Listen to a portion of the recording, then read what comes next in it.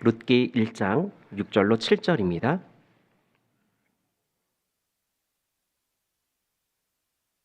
(6절부터) 보시겠습니다. 그가 모압 지방에 있어서 여호와께서 자기 백성을 권고하사 그들에게 양식을 주셨다함을 들었으므로 이에 두 자보와 함께 일어나 모압 지방에서 돌아오려 하여 있던 곳을 떠나고 두 자부도 그와 함께하여 유다 땅으로 돌아오려고 길을 행하다가, 저희는 룻기를 잘 알고 계실 거고 룻기의 결말도 알고 계실 겁니다. 하지만 시작 가운데서 좀 더 세세하게 살펴본다라면 신앙인으로서 어떻게 살아가야 될지를 교훈받아 볼 장면들이 많이 등장합니다. 오늘 찾아봤던 본문에 그는 나오미인 거 다 알고 계시죠? 나오미는 당장의 큰 어려움을 피하기 위한 작은 결단을 하였습니다. 그 결심 속에 작은 어려움, 그 흉년이라는 것은 피했을지 몰라도 큰 어려움을 당하게 되었습니다. 어려움 속에 생각지도 못한 일을 만나게 되었고 그 후에 자신도 원하지 않았던 선택의 기로에 놓여지고 말았던 겁니다. 그러면 그 속에서 어떤 선택이 그 인생 가운데 가장 중요한 것이겠습니까? 우리는 생을 살아가면서 여러 것들을 경험할 수 있습니다. 하지만 우리가 늘 살아가며 삶의 목표가 흔들린다면, 우리의 말씀 속에 있는 정말 믿음의 기준이 흔들린다면 서스럼 없이 다른 것도 선택할 수 있을 겁니다. 그렇지만 그 믿음이 단단해지고 그 믿음의 확신을 더욱더 갖고 살아간다면 우리는 어떤 환경에 놓여 있든지 하나님을 향한 그 길에서 벗어나지 않을 게 분명합니다. 오늘 말씀 속에서 각자가 정말 주저없이 신앙의 옳은 길을 선택하려는 지혜자의 마음을 다 갖고 계실 겁니다. 그런데 그 마음에 좀 힘을 보태볼 수 있는 시간이 되셨으면 좋겠습니다. 오늘 살펴볼 말씀의 주제는 신앙을 위한 선택의 기로에 선다면입니다. 나오미는 큰 어려움을 겪었습니다. 그런데 그 어려움 이전에요, 그가 피하고 싶었던 게 있었습니다. 여기 룻기 1장 1절 중반절에 보게 되면 흉년이란 단어가 나오고 있습니다. 하나님의 백성이 살고 있는 그 땅에 흉년이 내려졌고 그 흉년은요, 그가 견딜 만한 수준을 넘어갔다는 것도 보입니다. 왜냐하면요, 우거하려고 이동하거든요. 그런데 1절 후반절에 보게 되면 모압 지방에 가서 우거하였는데 잠시 피하려는 결정을 했던 겁니다. 언제까지요? 흉년이 끝날 때까지. 하지만 여기에 보게 되면요, 하나님께 물었다는 내용이 없습니다. 온전히 하나님을 알고 있는 그 대상이었지만 하나님께 묻고 움직인 게 아니었던 거죠. 그리고 지방은요, 가는 곳은 모압입니다. 우상숭배가 만연한 그 지방에 가서 산다는 것은요, 참 위험한 일입니다. 그것도 묻지도 않고 가는 길을 선택했습니다. 하지만 그 인생 앞에 가장 큰 어려움이 무엇이었겠습니까? 흉년이란 단어가 그의 삶을 가장 곤고하게 만들었던 겁니다. 그런데 그 흉년을 피하기 위해서 모압 지방으로 우거했습니다. 마음의 작정은 있겠죠. 흉년이 끝나면 돌아오려고 마음을 먹었을 겁니다. 결국 그가 우거했던 그 이유는 흉년이 끝날 때까지 그곳에 있겠다, 이 작정이 들어간 거였어요. 하지만 생각해 보겠습니다. 흉년은 누가 이끄시는 거겠습니까? 풍년은 누가 이끄시는 거겠습니까? 하나님이지 않습니까? 흉년은 그들에게 어려움이었지만 하나님께서 때에 따라 비를 내려주시지 않는다면 그들은 흉년을 경험할 수밖에 없는 거였죠. 하나님의 손길을 기다리는 마음이 되어져야 되는데 단지 나타나는 환경, 흉년만 보았기 때문에 그는 피하려는 마음을 갖게 되었던 거예요. 하지만 피하고 나서 흉년이 언제 끝날지 모르는 상태가 되었지 않습니까? 그래서 2절 후반절에 보게 되면 거기 유하더니 기약 없이 그 자리에 있게 되었습니다. 단지 흉년만 피하고 싶었는데 흉년이요, 이제나 끝날까 저제나 끝날까 끝나지 않는 거예요. 그래서 끝날 때까지 마냥 기다릴 수밖에 없는 상태가 되어버렸죠. 처음에는 방향성이 있었고 목적성이 있었습니다. 하지만 지금은요, 방향성을 잃어버렸고 목적성을 잃어버린 상태가 되어버렸어요. 그리고 기다리다 보니까요, 어려움을 만나게 되었습니다. 3절에 보시면 나오미의 남편 엘리멜렉이 죽고, 남편이 죽었습니다. 배우자가 죽었죠. 너무나 슬픈 일이지 않습니까? 하지만 배우자의 역할은 어떤 의미가 될까요? 현세를 살아가는 현 시점에 나의 도움이 될 만한 대상입니다. 현재 나의 도움이 될 만한 대상, 그 대상이 없어져 버린 거죠. 그리고 그것으로 끝나지 않았습니다. 4절 후반절에 가보게 되면 거기 거한 지 10년쯤에 10년의 시간이 훌쩍 지나버리고 있어요. 그래도 아직은 흉년이 끝나지 않았습니다. 5절 보시겠습니다.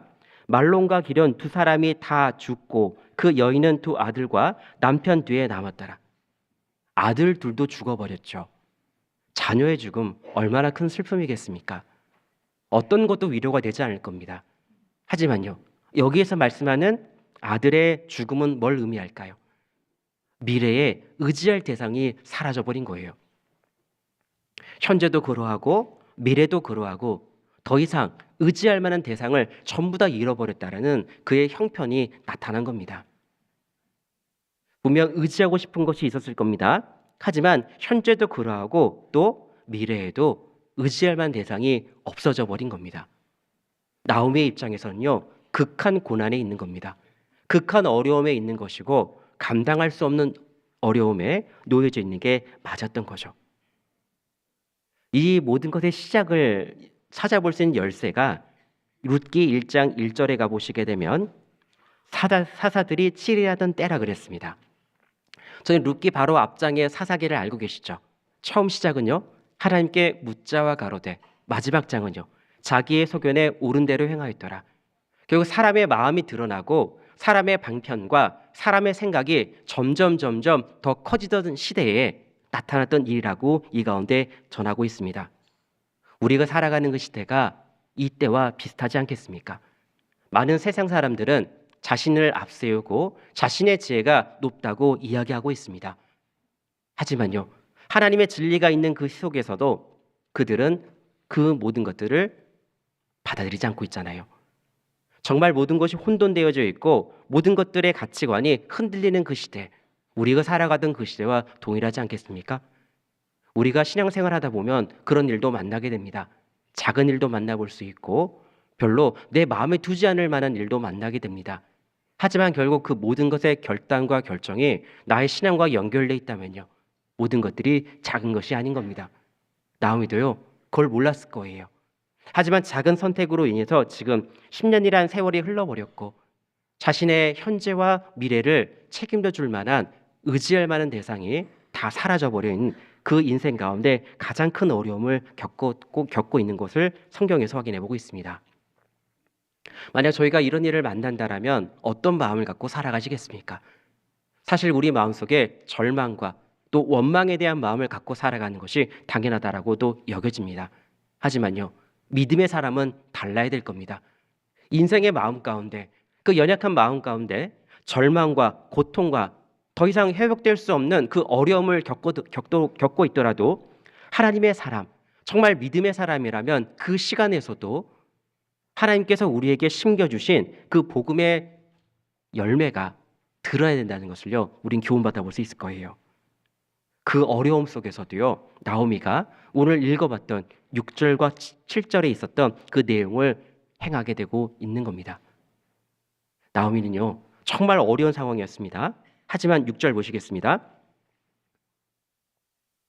그가 모압 지방에 있어서 여호와께서 자기 백성을 건고하사 그들에게 양식을 주셨다함을 들었으므로 이에 두 자부와 함께 일어나 모압 지방에서 돌아오려 하여. 그가 모압 지방에 있어서 아직도 몸은 모압 지방에 있죠. 하지만요, 그 마음은 어디에 좀 두고 있는지요? 그 다음 구절이 이야기해주고 있습니다. 여호와께서 자기 백성을 권고하사, 하나님에 대한 그 대상을 잊어버리지 않고 있습니다. 하나님의 약속의 땅에 대해서 잊어버리지 않고 있습니다. 정말 극한 어려움 가운데서도 귀를 열어놓고 하나님께서 그 땅에 어떻게 역사하는지 정말 눈으로 확인해보고 싶었던 그 마음의 열망까지 다 담고 있는 거예요. 결국 그런 어려운 일을 겪더라도 나오미가 옳은 신앙의 선택을 하는 길이 되었던 것, 다른 게 아니었습니다. 그의 마음은요, 열려 있었습니다. 그의 귀는 열려 있었습니다. 열렸고 마땅히 들을 만한 것을 듣게 되었습니다. 여호와께서 자기 백성을 권고하사 그 백성들에게 양식을 주셨다함을 들었으므로, 흉년 가운데 양식이 생긴 것은요, 다시 비가 내린 거죠. 이른 비와 늦은 비가 정확하게 때에 맞춰서 내려져서 다시 이스라엘 땅은 농사짓는 땅이 되어졌고 충분히 수확될 수 있는 땅으로 허락되어졌습니다. 하나님의 자비와 은혜와 은총이 그 가운데 다시 내리고 있다는 것을 그는 보게 되었던 거예요. 단지 흉년이 끝난 게 아니었습니다. 그들은 왜 흉년을 맞았는지 알게 되었죠. 그들의 죄악 때문에 어려운 일을 경험하게 했던 하나님의 뜻이었습니다. 하지만 그게 끝났다는 것은요, 그들에게 내려졌던 징계가 거두어졌고 이제는요, 은혜의 자리로 들어갈 수 있다는 희망이 보이는 거예요. 자신의 상태가 어떤 어려움에 있든지 상관없었습니다. 마음이 갈망을 갖고 귀를 열어놓고 있으니까요. 그 마음속에 여호와께서 행하신 그 일을 들었습니다. 그리고 보세요. 백성을 권고하사. 왜 양식을 주셨냐면요. 백성을 돌아본 거예요.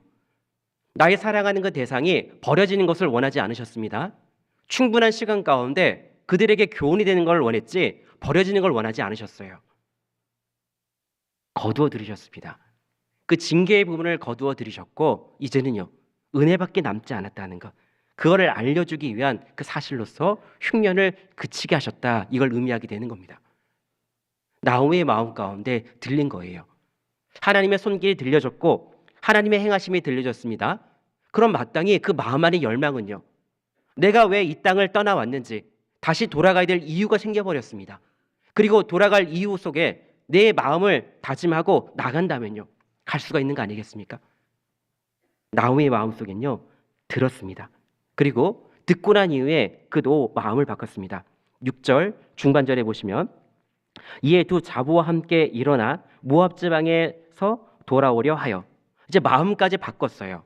돌아오려 하여 하나님의 말씀을 듣고 약속의 시행을 확인되어졌을 때는 우리도 마음이 뜨거워집니다. 어떤 형태에 놓여 있든지 그 모든 것들이 우리를 뜨겁게 했고 뜨거운 마음을 갖고 신앙의 한 걸음을 떼려보고 했던 것 우리도 다 경험해 본 일이었어요.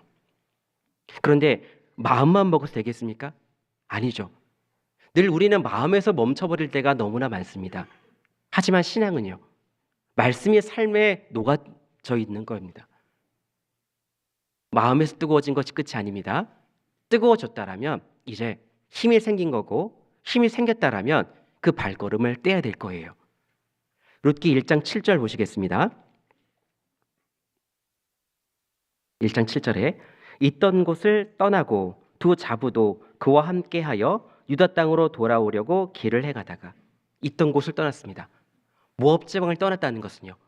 이제 거기에서 나오려는 의지가 있죠. 그리고 유다 땅이란 단어가 있습니다. 방향성도 명확해진 거예요. 하나님의 은혜 자리로 들어가고 싶은 그 열망이 그 자리를 박차고 나오겠습니다. 그리고 방향성도요. 내가 원래 살던 그 땅으로 돌아가려는 그 의지가 이 가운데 들어가 있습니다. 그리고 더 나가서요. 돌아오려고 길을 행하다. 길을 행하고 있어요. 가까운 거리가 아니었죠. 걸어오려면요. 그러면 그 땅을 떠나서 그 목적지까지 가려고 그러면요. 시간이란 게 필요합니다. 그 시간 속에서 우리의 마음은 늘 변화를 겪고 있습니다. 그 변화 가운데서 만약 정말 약속에 희미해지거나 정말 내가 가려는 의지를 상실해버리면요. 결국 목적지에 이룰 수가 없는 겁니다.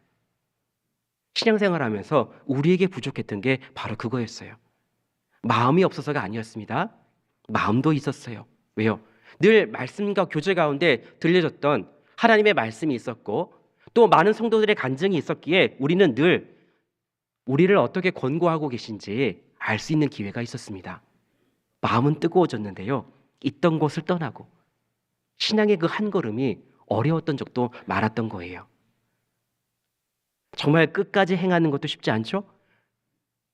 이제 나오미도요. 그런 일을 경험하게 된 겁니다. 그러면 그 가운데 우리는 마음에 왜 그런 연약함이 우리 가운데 있을까 이 생각을 해봐야 되어져요. 정말 마음도 단단하면 얼마나 좋을까. 하지만 그 마음 안에 채워야 될 것이 있다는 걸요. 하나님은 우리 가운데 말씀하고 있는 겁니다. 우리는 먼저 듣는 것이 중요합니다. 사무엘상 15장 찾아보겠습니다. 이 잠깐 잡아놓으시고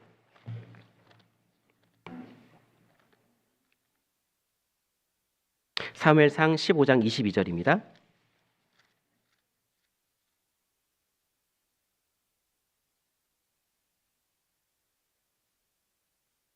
사무엘상 15장 22절, 구약성경 432페이지입니다. 사무엘상 15장 22절입니다. 22절에 사무엘이 가로되 여호와께서 번제와 다른 제사를 그 목소리 순종하는 것을 좋아하심같이 좋아하시겠나이까. 순종이 제사보다 낫고 듣는 것이 수양의 기름보다 나으니. 저희는 22절 후반절을 잘 알고 계시죠? 순종이 제사보다 낫고 듣는 것이 수양의 기름보다 낫다 그랬습니다. 왜 듣는 것이 행위 이전에 중요할까 잘 생각해 보게 되면요, 우리는 들으면 지혜가 생기죠. 하나님의 말씀을 들음으로 말미암아 마땅히 신앙인으로 가져야 될 지혜가 말씀으로부터 온다는 사실을 알고 있는 겁니다. 그러면요, 정말 극한 상황에 있더라도 우리를 정말 긍휼히 여기는 그 주님 앞에 나갔을 때 얻을 은혜가 있다는 것, 그 마음을 내가 가질 수 있다면요, 이전의 모든 것들을 기억해 볼 수 있을 겁니다. 나의 삶을 돌아보면서 어느 것 하나 주어진 것이 하나님의 은혜 가운데 이루어지지 않는 것이 없다는 걸 알게 되죠. 그리고 더 나아가서 앞으로도 얻을 은혜가 너무나 많다는 것, 내 믿음이 더 확실해질 수 있는 기회를 경험하게 되는 겁니다. 그럼 이제 어떻게 될까요? 좌절하고 낭망하더라도 다시 그 회복의 자리로 하나님께 영향력을 받고 은혜를 받을 수 있는 그 자리로 가려는 마음이 생기지 않습니까? 사실 이건요, 사람의 결단으로 이루어지지 않습니다. 들음으로 이루어지는 겁니다. 하나님의 약속을 다시 내 마음속에 새기며 그 들음으로 이루어진다는 것을요, 기억해 볼 필요가 있어요. 하나님은 우리 인생 가운데 정말 큰 것을 주는 분이 맞습니다. 그렇지만 우리는 간혹 의심도 해보시죠. 누군가에겐 참 좋은 일이 많은데 나에겐 좋은 일이 생기지 않는 것 같아서 어찌보면 내가 그 은혜의 자리에서 떨어진 것처럼 느끼기도 됐고, 나에게는 그 은혜가 그친 것만으로 여겨졌던 우리의 신앙 상태도 있었습니다. 하지만 하나님은요, 절대 그러지 않다라고 밝히고 계십니다. 우리 시편 73편 한번 찾아보겠습니다.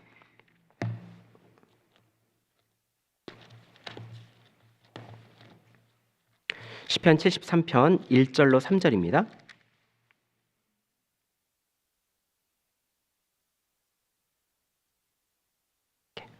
시편 73편 1절로 3절, 구약성경 854페이지입니다. 하나님이 참으로 이스라엘 중 마음이 정결한 자에게 선을 행하시나 나는 거의 실족할 뻔하였고 내 걸음이 미끄러질 뻔하였으니 이는 내가 악인의 형통함을 보고 오만한 자를 질시하였음이로다. 여기 73편의 기자는 아삽입니다. 찬양대장을 맡을 만큼 하나님과 가까이 했고 신앙을 갖던 사람입니다. 근데 그가 알고 있는 건 어떤 내용이냐면요, 1절에 하나님이 참으로 이스라엘 중에 마음이 정결한 자에게 선을 행하시나, 하나님은요, 선을 행하시는 분이 맞다라는 겁니다. 하나님은 어떤 일에서든지 선이 드러나는 분이 맞다라는 것을요, 알고 있어요. 저희가 먼저 깨달아야 할 건 다른 것보다도 인생의 그 어그러진 마음 가운데 여호와는 선하시다, 정말 그것은 절대 양보하면 안 될 거예요. 왜냐하면요, 그의 간증이 교훈하고 있습니다. 2절 보시겠습니다. 나는 거의 실족할 뻔하였고 내 걸음이 미끄러질 뻔하였으니. 왜 그렇게 신앙을 위해 살아갔던 사람이 이렇게 미끄러질 뻔했을까요? 왜 거의 실족할 뻔한 일을 경험하게 되었겠습니까? 3절의 답이 있습니다. 이는 내가 악인의 형통함을 보고 오만한 자를 질시하였음이로다. 악인의 형통함을 본 거예요. 나는 의인으로 살아가지만 악인은 당연히 벌을 받아야 마땅한데 그의 삶 가운데 왜 형통한지 이해가 되지 않는 일도 너무나 많이 만나게 된 겁니다. 그리고 보면 오만한 자를 질시하였음이로다. 시기한 거죠. 얼마나 잘 됐으면 시기하는 마음까지 올라오겠습니까? 믿음의 사람이요. 그 일을 목격하는 사람의 기준 속에 분명 하나님은 선을 행하시는 분이 맞는데 왜 그러지 않습니까? 이런 의문을 담아보고 있잖아요, 마음에. 하지만 그는요, 곧 답을 찾게 됩니다. 17절 보시겠습니다.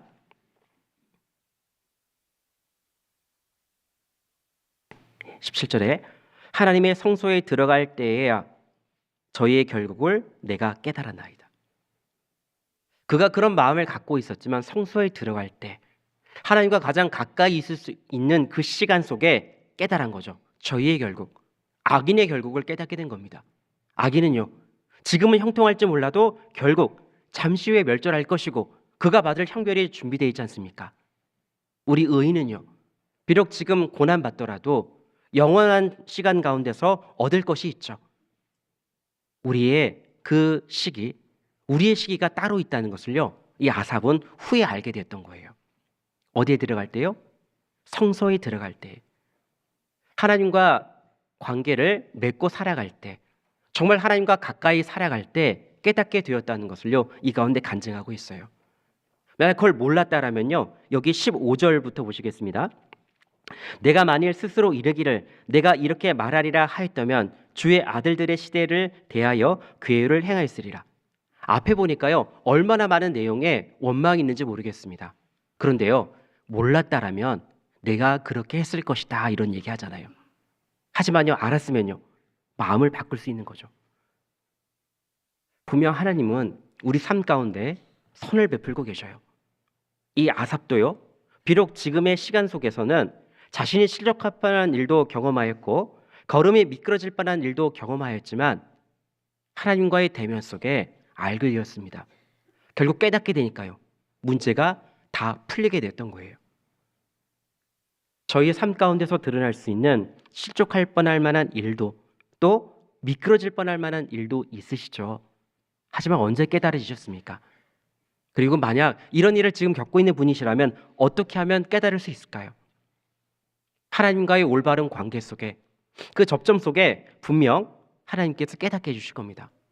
아삽도 깨달았습니다. 우리도 깨달을 수 있는 기회가 주어진 게 맞는 거죠. 결국 우리는요, 잊어서는 안 되는 것이 있습니다. 어떤 일을 만나든지 하나님은 선하시다. 정말 하나님은 우리 인생 가운데 가장 선한 분이다. 이것을 절대 놓쳐서는 안 되고 잃어서는 안 될 거예요. 그럼 겪는 모든 일들이 어떻게 다가올까요? 이해가 되는 거예요. 아직 결론이 안 나서 과정 가운데 어려움을 겪을지 몰라도 후에 알게 될 거다. 하나님이 알게 해주실 거다. 선한 하나님이 계시기에 풀어주실 거다. 이 마음을 가지면요, 그 시기를 견딜 수 있는 지혜자가 되는 겁니다. 이제 그런 신앙이 우리 가운데 필요할 겁니다.